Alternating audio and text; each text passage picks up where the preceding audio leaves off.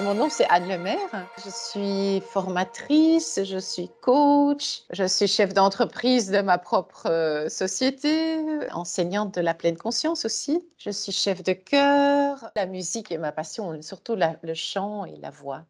La pleine conscience, c'est se reconnecter à soi-même de façon à être dans le moment présent, être présent à soi-même, à l'autre personne qui est en face de nous, être conscient de ce qui se passe à l'intérieur de soi, sans nécessairement alimenter, juste accepter les choses telles qu'elles sont.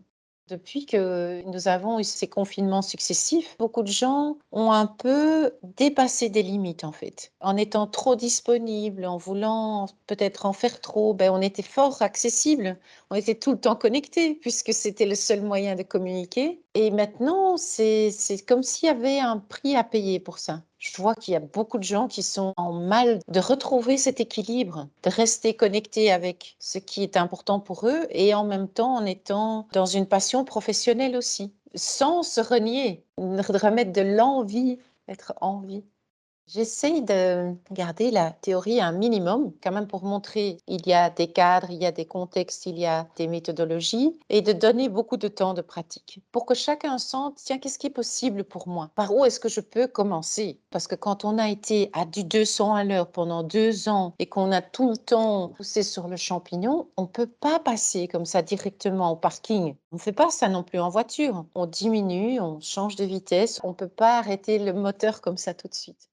J'espère que l'horizon se sera ouvert, en fait. Que pour certaines personnes, ce sera une invitation ou une envie de se dire, tiens, je vais aller plus loin pour installer cette pratique, pour aller de plus en plus vers quelque chose que je mets dans ma vie comme un cadeau que je m'accorde pour prendre soin de moi. Si chacun peut mettre en place une petite action, ne fût-ce que de se dire demain matin, avant de partir ou avant d'allumer mon ordinateur, je vais m'arrêter 5 minutes et de créer un sas entre peut-être le trajet que j'ai fait jusqu'au travail, juste avant de commencer une réunion Zoom ou une réunion Teams, je serais déjà très contente.